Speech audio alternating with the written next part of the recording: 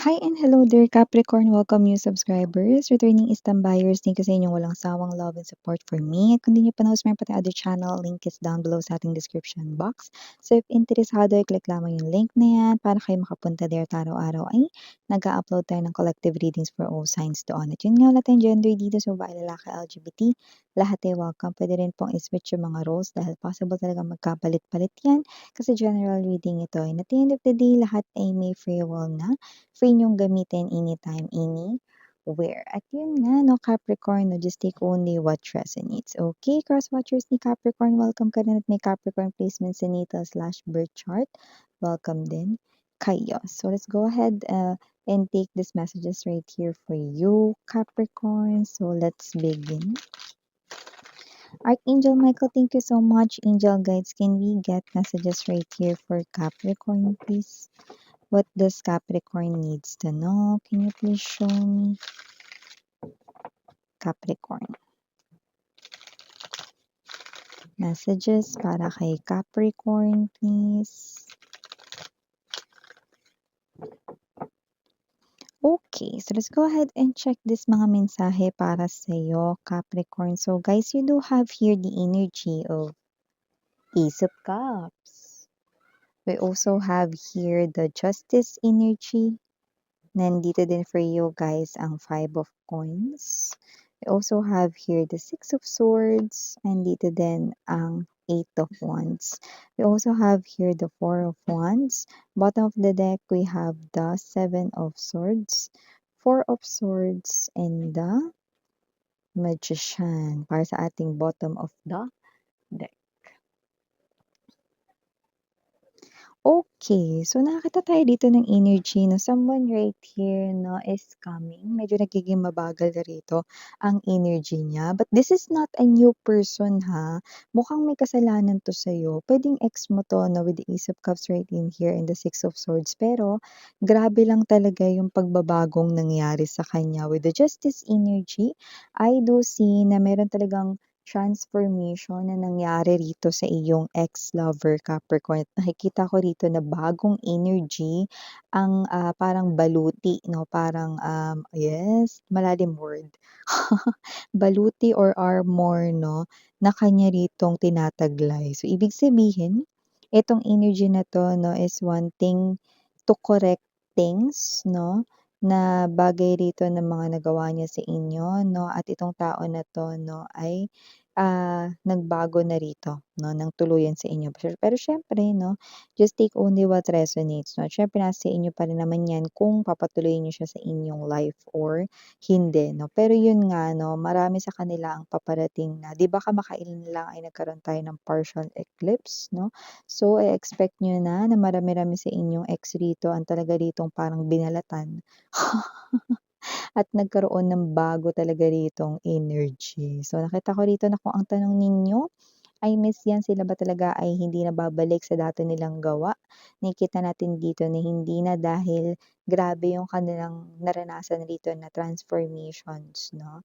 Okay, with the justice energy. Talagang na-receive nila talaga rito, no, yung kaparusahan, yung hustisya 'no, yung karma natanggap nila yun rito 'no, at yun yung humubog rito 'no ng mga lessons na natutunan nila, yan.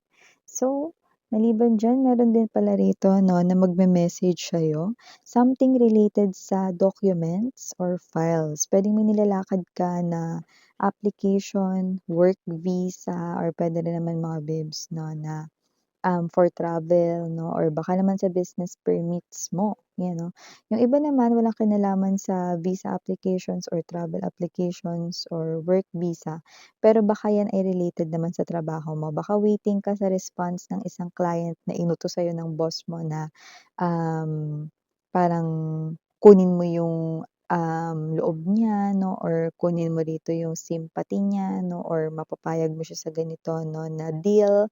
Mga gano'ng klase ng energy. So, it's a positive response with the Eight of Wands energy. So, nakakita tayo ng energy rito ng balance sa energy mo at mukhang merong happy at ise-celebrate ka because of that, 'no. If it's a work, 'no, you will, be doing it, job well done 'yan. Maaaring maka-receive ka nito ng reward, ayan 'no. So, may gano'ng klase ng energy. Okey? So, may energy pala rito na mag-ingat maaaring mawalan daw kayo rito ng money or pera. So, nakikita natin dito. Kung sino man 'tong energies na ito 'no, maaaring may energy rito mga babes 'no, na hindi niyo 'yan nakaligtaan.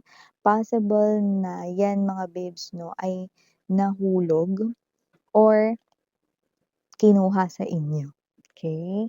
May gano'ng klase ng energy 'no. Paano yun miss 'yan? Kunwari masi-snatch, mananakaw 'no, or alam niyo na 'no, um, makukuha 'no sa inyong bag, mga ganyan ng hindi niyo namamalayan or kayo 'to mismo 'no na naglalakad ta's nasa bulsa niyo yung pera 'no, and yun nga hindi niyo namalayang nalaglag, okey? Either of the two. May gano'ng klase ng energy, okey? Hindi niyo as in 'yan makakalimutan like nilapag niyo sa mesa yung wallet, hindi gano'n, eh. Ang pinakamas nakukuha ko diyan, kukunin 'yan sa'yo ng 'di mo na namamalayan or malalaglag 'yan sa'yo ng hindi mo napapansin, 'yan. So, maliban diyan nakakakuha rin tayo ng energy rito, parang yung iba ewan ko mahihilig ba kayo rito sa parang sa body movement? Parang body movement miss 'yan? Parang may sasali rito sa Zumba. Or baka may magyo-yoga rito or makakahiligan niyo 'yun. Puwede rin naman na isali niyo na yung jogging as exercise ninyo. Parang may bago rito na may kinalaman sa body works 'no. Yung iba, hindi naman talaga literal na gusto niyo mag-abs or magkaroon ng abs or parang may energy kayo rito Capricorn na parang gusto niyo ng, healthy living. Kasi when we say yoga, hindi naman talaga 'yun as in magpapalagay ng abs sa'yo, eh, 'no. Parang 'yun yung sa breathing 'di ba works. And at the same time 'no, parang calming your senses, your thoughts, 'di ba? Parang gusto mo ditong maging healthy body na iba naman puwedeng exercise talaga kagaya ng jogging 'no. Basta nakikita ko dito 'no, yung energy ng, more to healthy living, 'yan 'no, yun ang nakikita natin dito, okey. Iba siguro ang habol body fit 'no, or pagpapaganda talaga dito ng katawan. Iba naman puwedeng dahil sa ano may energy rito na parang di niyo kayang pigilan yung mag-diet, kaya idadaan niyo na lang sa exercise, 'yan. So, maliban diyan may energy rin dito 'no, that with the Four of Swords right in here and the Seven of Swords, mukhang may energy rito na maaaring may nagsa-spy or nagso-stalk sa'yo. Don't get me wrong, it's not your ex, okay? But this is someone here na posibleng related sa inyong dalawa ng ex mo. Yan, paano related? Puwedeng friends niya yan or puwede rin namang family member. Puwede rin naman na yan mismo yung naging reason or third party kung ba't kayo naghiwalay if it's a third party interference, 'no? And bakit siya nagsa-spy, Miss 'yan? Well, here I do see 'no, that with the Five of Coins energy, possible na nagkakalabuan sila if it's a third party, okay. At mukhang alam nito 'no, na ikaw yung posibleng baka na-mention kasi yung pangalan mo or ikaw yung posibleng balikan or lapitan 'no. So, puwedeng hindi 'yan stalking na as in literal na pupuntahan ka sa bahay or pinagtatrabahuhan mo, okay. Pero puwedeng alam niya yung social media mo, okay. So, may gano'ng klase ng energy. Okay, so kung 'yan naman ay friends or family member, maaaring ini-spy ka kasi parang kamusta ka na wala na kasi silang balita sa'yo 'no.